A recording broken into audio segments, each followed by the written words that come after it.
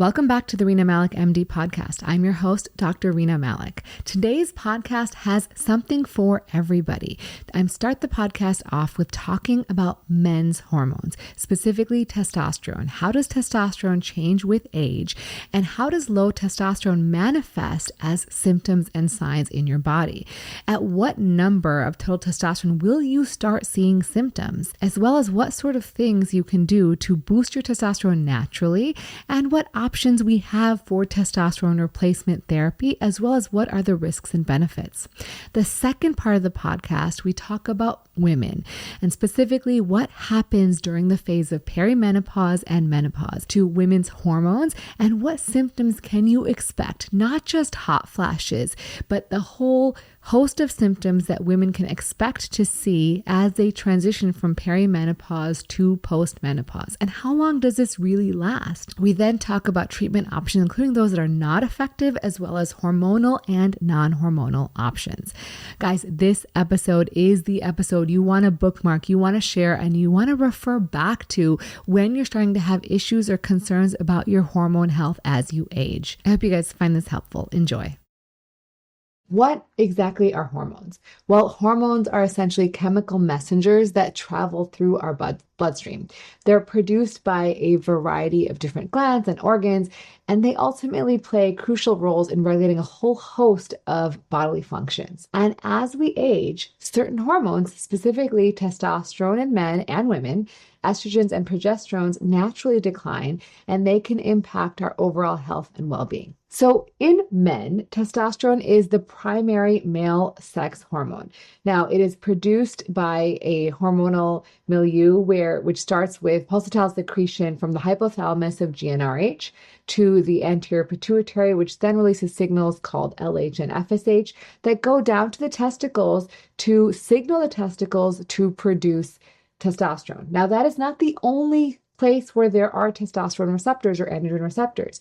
You can find androgen receptors in muscles, in bones, in your brain, in a whole host of different organs. And so it is responsible for muscle growth, bone health, spermatogenesis, or creating sperm, as well as libido and sexual health. Testosterone has multiple effects on the body. As I mentioned earlier, there are androgen receptors in the brain, and so it can help with cognition, memory, and feelings. In fact, some people can notice that as their testosterone declines, they'll notice some brain fog or some difficulty with attention and focus. It's involved in the production of erythropoietin, which creates red blood cells, and that becomes important when you're replacing testosterone. It is obviously in the sex organs, as we discussed previously. It is in the bones, so it maintains bone density, bone growth, and it also causes bone marrow production of red blood cells. It's in the skin. So as you may remember, being a teenager, you got a lot of acne and male pattern growth. So beard growth, chest hair growth, and as well as your skin became more oily. And that is partially because of androgen receptors. It increases muscle mass and strength. And it also plays an important role in the heart. We'll talk a little bit about this, but importantly, testosterone has been implicated in a multitude of studies. When they've looked at testosterone observation, they found that people who have low testosterone actually have worse cardiovascular outcomes and higher risk of metabolic conditions like diabetes and high blood pressure. When you look at the proportion of men in the US who have low testosterone or hypogonadism, which is clinical symptoms of low testosterone, which we'll review, as well as low testosterone on a blood test, they found that almost 40% of men over the age of 45 experience hypogonadism. When you break that down by age groups, it's about 20% of men over 50, 30% of men over 60, and when you get to 80, about half of men have some form of hypogonadism. So it's very, very prevalent. Now, the important thing about low testosterone is that there is a link with all-cause mortality, meaning men who have lower levels of testosterone have significantly higher rates of all-cause mortality. When you increase testosterone by 173 nanograms per deciliter, you see a 21% reduction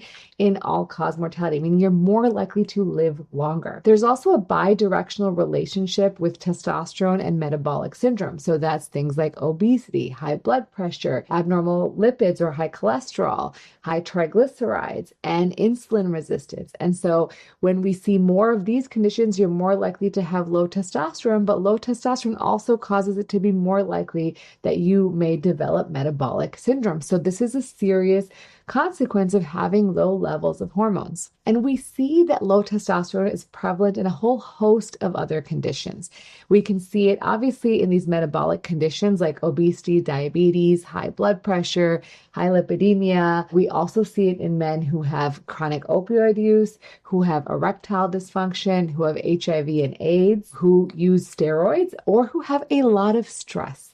And so all of these conditions, the first thing if you are struggling with low testosterone is to sort of optimize these conditions as best as possible to reduce their impact on your testosterone. When was the last time a doctor spent an hour with you and truly focused on your goals? And when was the last time you left feeling like you really understood what was going on with your body and had a clear plan of what was going to happen next? At my practice, Rena Malik, MD, I aim to do just that. I specialize in sexual dysfunction, bladder health, hormone health, and pelvic pain for all people. And I want to revolutionize how we take care of patients.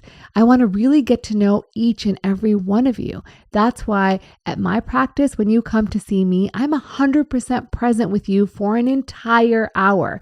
And after you leave, if you forgot to ask me something or need clarification on something we talked about, don't worry. I'll respond to your issues and questions quickly through our secure messaging portal without any additional costs. Just go to www.renamalikmd.com/appointments and schedule your visit today. We see patients in Irvine and Beverly Hills, California, and virtually for patients from California, Florida, Illinois, Maryland, New York, New Jersey, and Virginia. If you aren't located in these states, consider making an educational visit where we can talk about your conditions generally, but I can't diagnose or treat you. I can't wait to see you. Now, what are the signs and symptoms of low testosterone? So signs are things that you can see, right? So increased body fat, reduced muscle bulk and strength, and lower bone mineral density. So that's something that you would find out through a DEXA scan. Symptoms can be decreased energy or motivation for things that you used to enjoy, diminished libido or a desire for sex, and erectile dysfunction with reduced spontaneous erections or the ability to sustain erections. You may even notice diminished work performance due to poor concentration or memory. May find that you're having more sleep disturbance or even depression. So mood changes can be correlated with having low testosterone and general fatigue. So when do we start seeing these symptoms? So when you look at data on what levels we're starting to see sexual symptoms with related to total testosterone levels, which is a blood test and essentially how we test for low testosterone, you find that somewhere between 230 to 250 nanograms per deciliter, you're starting to see erectile dysfunction and decreased frequency of sexual thoughts. When you get a little higher than that, around 320, you'll start seeing a decreased frequency of morning erections. In terms of physical symptoms, at about 370, you will start noticing that you're having decreased vigor or energy.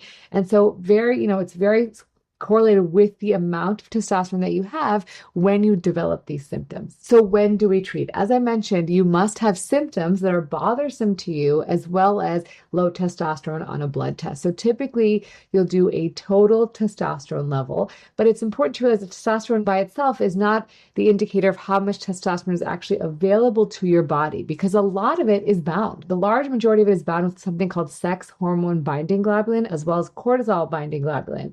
And so it only remains a very small percentage that's available for free testosterone. So that can also be evaluated as well as a sex hormone binding globulin to assess your total testosterone or actual free testosterone level. You can also assess other hormone levels that could be affecting testosterone. That can include estradiol, prolactin, maybe your LH and FSH to sort of assess if there are other factors that are contributing to low testosterone as well as your thyroid hormone because that can also play a role. Now, if you are wondering about testosterone replacement therapy, which we're going to talk about, you cannot get testosterone replacement therapy if you have active prostate cancer, if you have untreated sleep apnea or uncontrolled sleep apnea, if you have a hematocrit or blood count of over 50, if you're planning to have pregnancy or have a child because it can cause infertility, and then if you have an elevated PSA or blood test that's testing for screening for prostate cancer that may be concerning. You need to get that evaluated before you start any sort of testosterone replacement. Now, how do you boost your testosterone naturally? The first thing is exercise.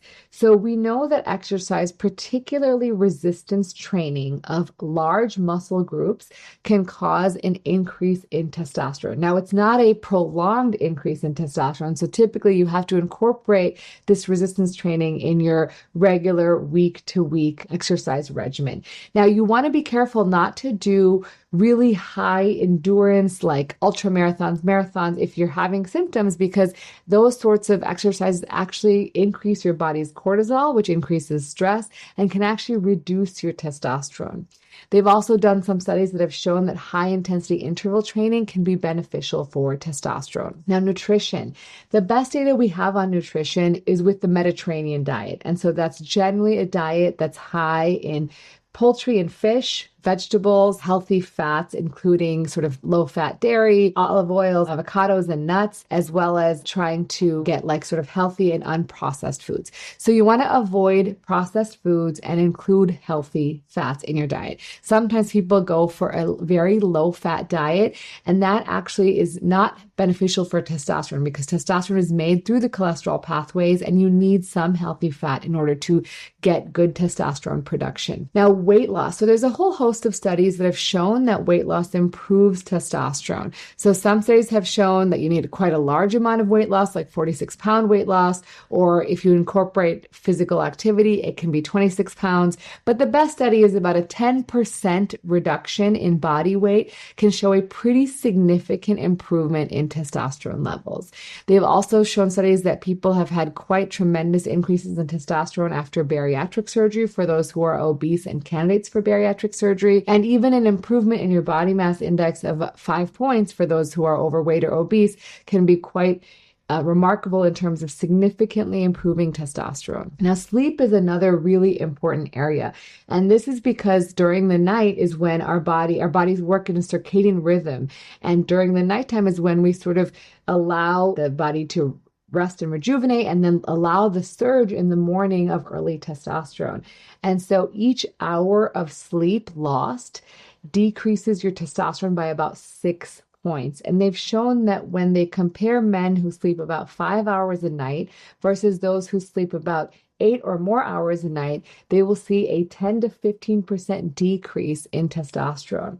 Now, if you have sleep apnea, that's also correlated with low testosterone. And using a CPAP has also shown to significantly improve testosterone levels by about 90 to 100 points. Reducing stress. Now, stress is unavoidable, but we've seen that people who have high levels of work stress, meaning they're commuting more than an hour to work, they may be working for more than one job, they may have more deadlines or sales quotas, or they have stressors about layoffs, tend to have lower levels of testosterone. Also, they did one study where they looked at resident doctors who were stressed and also sleeping less, meaning sleeping about every 4 nights they'd be on call, that they found that their testosterones were significantly lower despite being typically young, healthy men compared to other hospital workers when it came to testosterone levels. So if it's possible, reducing stress can be very impactful in terms of testosterone. Avoiding endocrine disrupting chemicals. So things like BPAs, which are found in plastic products, or phthalates, which are found in plastic tubing, have been shown to significantly negatively impact the hormone production of testosterone and sperm production. So ultimately, trying to avoid those as much as possible. What I tell people is drinking from a glass water bottle or a metal water bottle instead of plastic. Heat your food up in glass plates instead of using the plastic containers. Don't use plastic Tupperware. Those are sort of the things that we can control and can help improve our exposures. But unfortunately, everyone is exposed and has some degree of these endocrine disrupting chemicals in their blood levels or urine that we can measure. There are a whole host of different types of testosterone that are available for testosterone replacement therapy if these other alternatives do not work. They can include injections, which can be done every other day to twice a week to weekly to every 10 days, depending on your preference. The nice thing about this is there is flexibility on how often you get the dosing. It's relatively affordable. However, it is an injection. So normally the male body makes about 5 milligrams of testosterone every day. But when you take it injected, you're not getting that daily dose. You're getting sort of a larger dose at one time, and then that sort of goes up and comes down. There's transdermal gels, which are you put on your arm typically daily. There's patches you put on your body daily. Now, these have some risk of the gels of transferring the testosterone to other people. The patches, sometimes people get skin irritation from the patches. There's also buccal tablets, which means you like sort of rub them on your gums, but you can have gum-related side effects. You can get pellets implanted, and these essentially are implanted every 4 months or so, and they release testosterone for an extended period of time. However, they do have sort of peaks and valleys of testosterone. So very early when you get the pellets, you may feel a very high rate of testosterone, which will then sort of fizzle out over that course of 4 months. There's also long-acting injectables, which are injected usually every 4 weeks and then every 10 weeks. And again, same thing with the levels going sort of up and down. There's a nasal spray that you can do about 3 times a day, and that can have some nasal side effects. And there's now oral options available as well, which are twice daily. Now, both the nasal and oral have a rapid onset, so you typically see symptom relief very quickly when you take the medication, but it also wears off pretty quickly. And the oral has to be taken with food. So there are some obviously side effects. The one thing is you need to be monitored once you're on testosterone. You need to be monitored with your blood count to make sure you don't develop something called erythrocytosis. And this essentially causes your red blood cells and your blood to thicken, putting you at higher risk for stroke or blood clots, which is why we have to monitor that. If you have sort of peaks and valleys, sometimes when your testosterone goes too high, you may notice acne or oily skin. And if you have prostate cancer and you start testosterone, it will cause that prostate cancer to grow. However, there is new data showing that there is really no risk of developing prostate cancer from testosterone. Testosterone does not cause prostate cancer, but if you have prostate cancer, it will cause it to grow.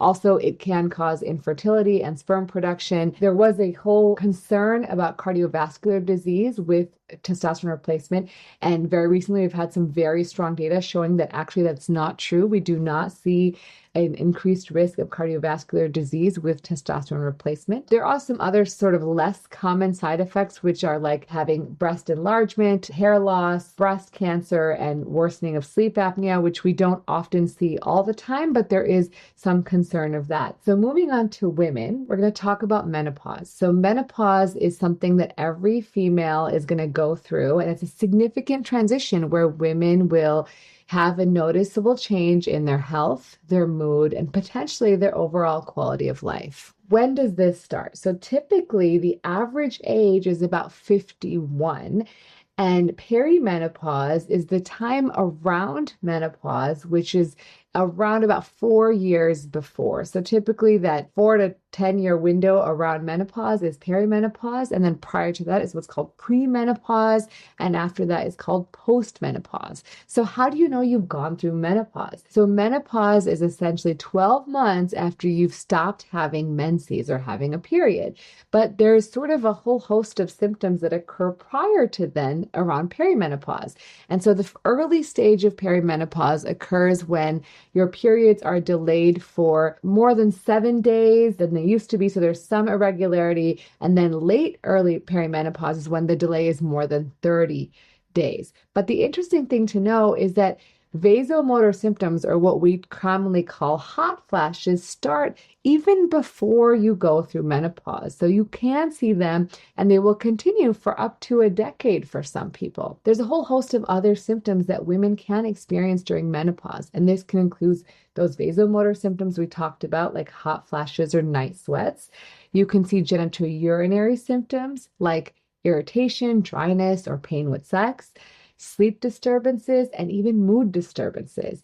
And I think even as equally important, you may see change in your bone loss as well as in your lipid profile. And so when you think about the symptoms of menopause, they occur because estrogen receptors are all over the body, including the brain. So sometimes people can have inability to concentrate, poor memory. They can have mood swings. They may notice some changes in their skin because estrogen receptors on the skin causing decreased collagen and, even crepey skin. You can see joint pain or even frozen shoulder. You can see changes, of course, as we mentioned, in the vagina, but also urinary symptoms. So more urgency, gotta go, maybe even having leakage or recurrent urinary tract infections. So when you think about what happens is you go from having a relatively normal amount of estrogen to going very low in terms of estrogen levels. So in the beginning phases, you will have some short-term symptoms, and this will include the hot flashes, the sleep disturbances, and the mood issues,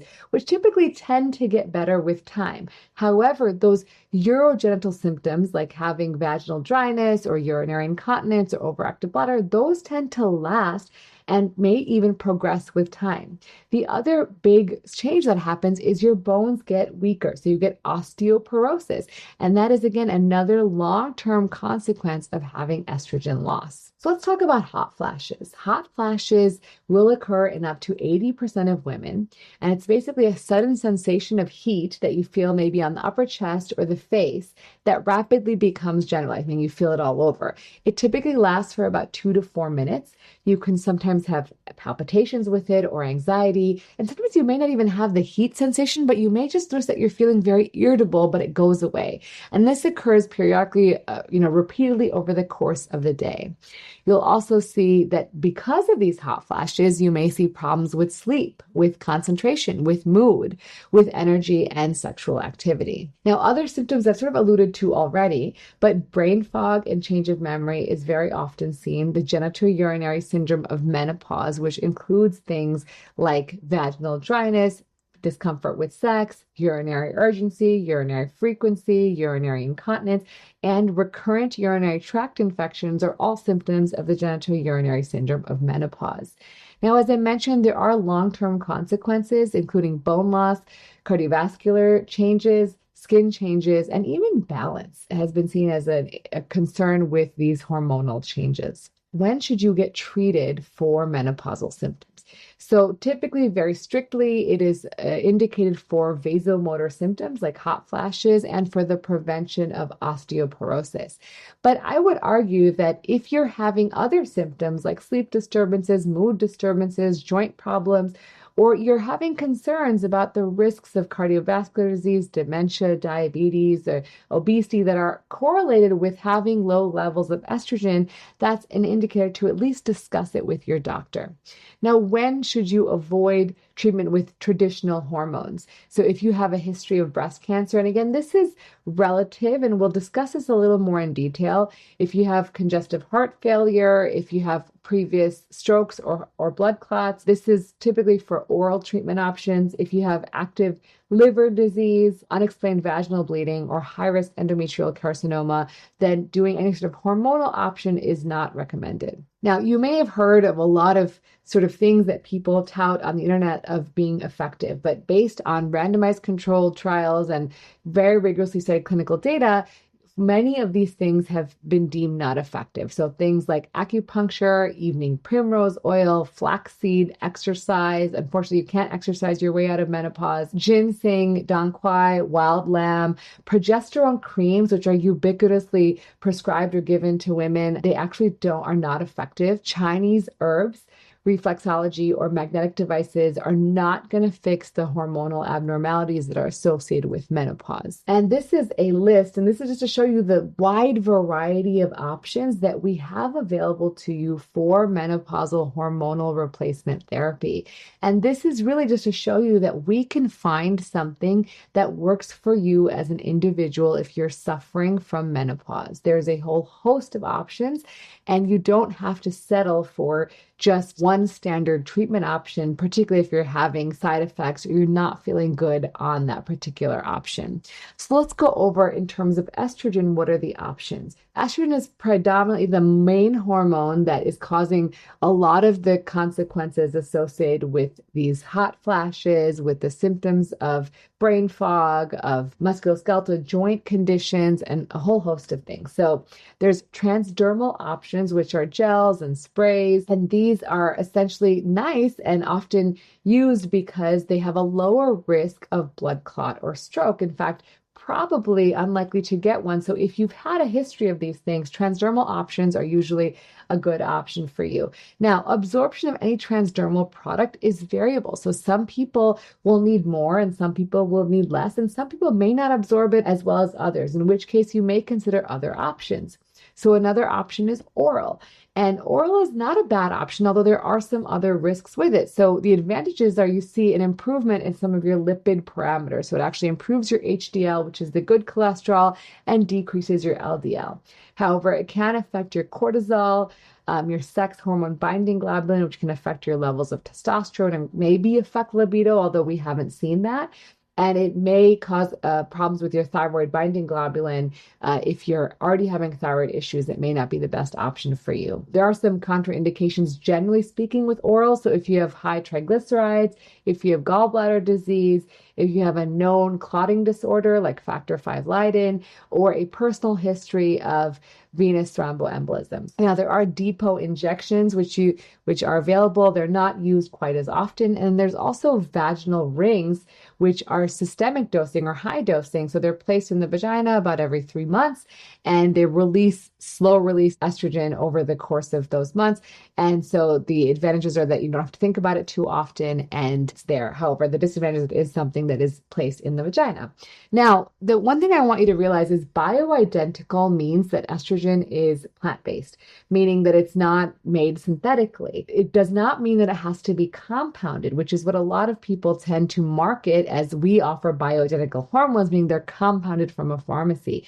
Now, compounding is not a bad thing inherently, but ideally we recommend using FDA-approved estradiols or 17-beta estradiol, which is available at your regular pharmacy via prescription and is also bioidentical. Now, side effects most commonly are things like breast tenderness, and oftentimes that first 6 months while you're figuring out your dosing, you may see some vaginal bleeding, and that's okay and not unexpected. If it persists after 6 months, then we need to evaluate further. In terms of risks and benefits of menopausal hormonal therapy, I wanted to touch on this because I think a lot of people have heard a lot of misinformation, and the Women's Health Initiative was sort of this large study that sort of changed the way people prescribed estrogen and progesterone for women during menopause.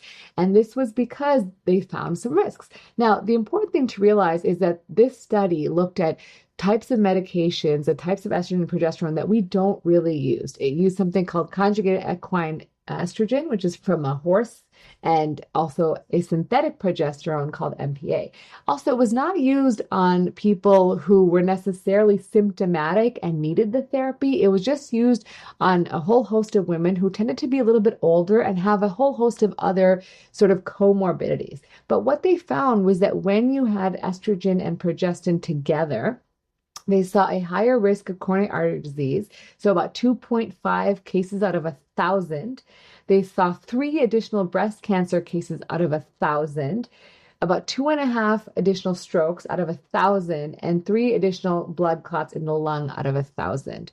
But they saw a lot of benefits, and that was fewer colorectal cancer cases, fewer endometrial cancers, fewer hip fractures, and most importantly, a reduction in all-cause mortality. And when they looked at estrogen alone, they actually saw no risk of increase in breast cancer. They saw an improvement in cardiovascular heart disease. They saw an improvement in invasive breast cancer and stroke and colorectal cancer and all-cause mortality. And so the question then is it the progesterone that's causing it? Well, we don't really use MPA anymore. And so is this still relevant? If you have a uterus, then in order to protect your uterus from developing an endometrial carcinoma, you need to use progesterone with the estrogen to prevent the uterine lining from building up and then putting you at risk for developing a cancer. If you don't have a uterus, then estrogen alone is just fine. You don't need a progesterone. However, there are benefits. Some people derive benefits with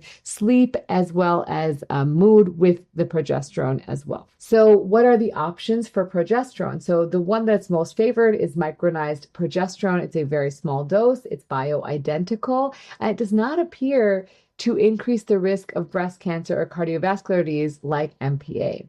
However, some people do have difficulties tolerating progesterones because they get some bloating and they get sort of tearful or mood changes. And so that is sort of the disadvantage of any progesterone option.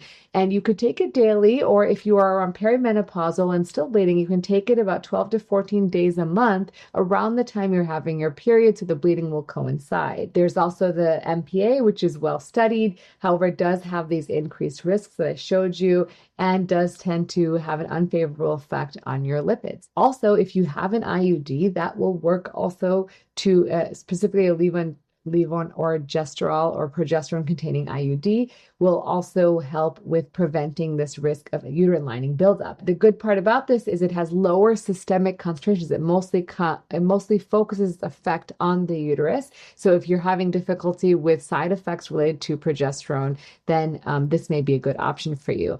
The disadvantages is this minor procedure to get an IUD placed. There are some alternative options as well. So there's Duo-V is the brand name. It's called basidoxifin and conjugated estrogen.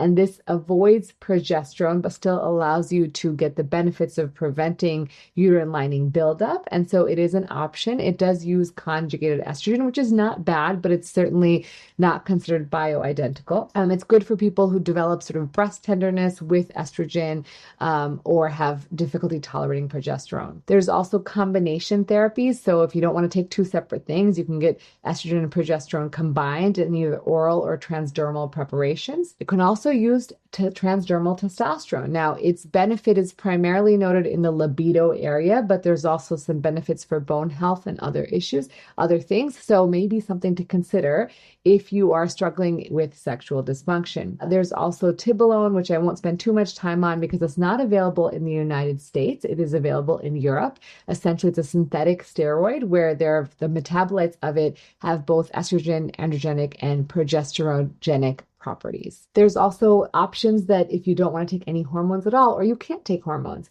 and that can be using SSRIs or SNRIs, which are essentially antidepressants. The most studied one is venlafaxine in terms of improving hot flashes. There's another medication called fezolinetant, also brand name is Veozah, and that works on the brain receptors that cause hot flashes, and so that can be helpful. Gabapentin can also be used. And then there are some promising therapies which are not fully proven in evidence, but may have some benefit, including cognitive behavioral therapy, hypnosis, and other mind-body therapies like mindfulness, and something called a stellate ganglion block, which you need to be referred to a specialist for, which can sometimes help as well. Now, I wanted to take a minute to talk about breast cancer. As I mentioned before, based on the Women's Health Initiative, the risk is quite low.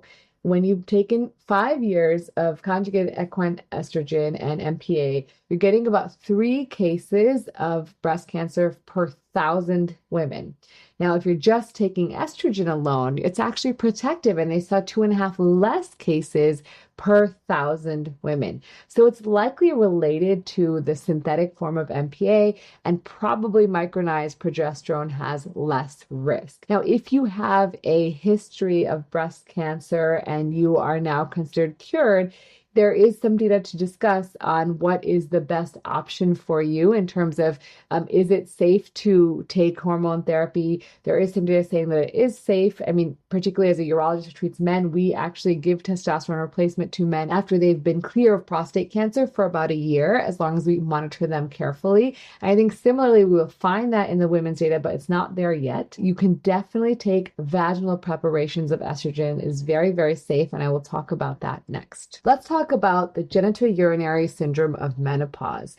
So these are symptoms of genital dryness, maybe decreased lubrication during sex. You're having discomfort or pain with sexual activity. You might notice some bleeding after sex. It may even represent with some decreased arousal, some difficulty orgasming, or decrease in desire.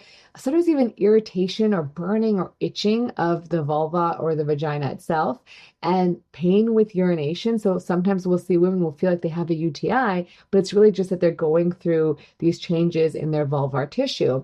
or urinary frequency or urgency. Now, signs will actually, your vagina and vulva change quite dramatically. You will notice that the changes will be, you'll have decreased moisture, decreased elasticity. The labia minora, or the inner lips, actually resorb and shrink. The color of the tissue changes. The structure of the tissue changes. It becomes more fragile. You can see that the urethra can even shorten a little bit. Most importantly, what I see a lot of is recurrent urinary tract infections, because what happens during the genitourinary syndrome of menopause, as your estrogen decreases, you have less vaginal, your pH goes up. And typically your pH is around below 4, which prevents bacteria from growing and then getting into the urethra and causing urinary tract infections.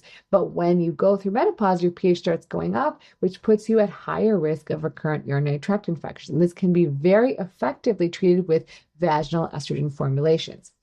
Now, the interesting thing about vaginal estrogen, any vaginal estrogen formulation, except for that high dose vaginal ring we talked about earlier, you do not need a progesterone, even if you have a uterus. This is very, very localized estrogen. It is not, very tiny amounts get systemically absorbed. So whether you've had breast cancer, whether you have a uterus, you can still take vaginal estrogen. There's a vaginal ring, which is a lower dose vaginal estrogen that can be used and changed over 3 months. There's vaginal suppositories or tablets that you can place in the vagina, as well as vaginal creams like estrase, which again is bioidentical and can be used for this problem. And so it is used, typically the cream is the most affordable option and is used from now till death do you part when you go through menopause, because these changes don't get better with time. They will persist with you through the rest of your life and may even get worse over the period of many, many months. And so it's very important then to continue taking care of these tissues, just like you would take care of your skin on your face, right? The other options, if you don't want to take hormones or don't feel comfortable or can't tolerate them, you can use lubricants for sexual activity. Typically using water-based lubricants is fine and usually very effective and affordable. However, it can evaporate rather quickly, and that can then cause you need to reapply. So silicone-based or oil-based lubricants are longer lasting. So as long as you don't have any allergies, those are great options to use. Oil-based can affect condoms. So if you're using condoms, don't use oil-based lubricants. You can use moisturizers. There's a whole host of vaginal moisturizers available over the counter. Usually they have some form of hyaluronic acid in them that you can use sometimes daily, sometimes every 3 days, to just keep that tissue sort of hydrated. In fact, vibrators or other stimulators can help improve blood flow to the tissues, and so they can be helpful as well. Dilators, if you notice that the vaginal intrus is sort of getting smaller, using vaginal dilators can help. And then sometimes pelvic floor physical therapy as well can help sort of relax any muscles that are there and help strengthen the muscles that are underneath the vaginal tissues. Now, these are not going to reverse the problem. They are more going to help you be more comfortable, whereas vaginal hormone therapy is actually going to work to reverse the problem, which is lack of estrogen in the tissues. So what I want to leave you with is that hormones are really important for your sexual function, but they're more important for more than that. They're important for your brain. They're important for your bones. They're important for your cognitive function. They're and on and on and on. There's benefits, cardiovascular benefits with glucose control and metabolic syndrome. And so I think it's important to assess your hormones, to identify problems with your hormones and treat them in whatever way is appropriate for you. And you deserve a personalized approach to reach the goals that you want to achieve. Thank you guys so much for listening. If you guys are enjoying this content, do me a favor, leave me a rating or review on the podcast on Apple or Spotify. This makes our podcast be more visible to people all around the world so they can get this quality education that's freely available. Thank you guys so much. And as always, remember to take care of yourself because you're worth it.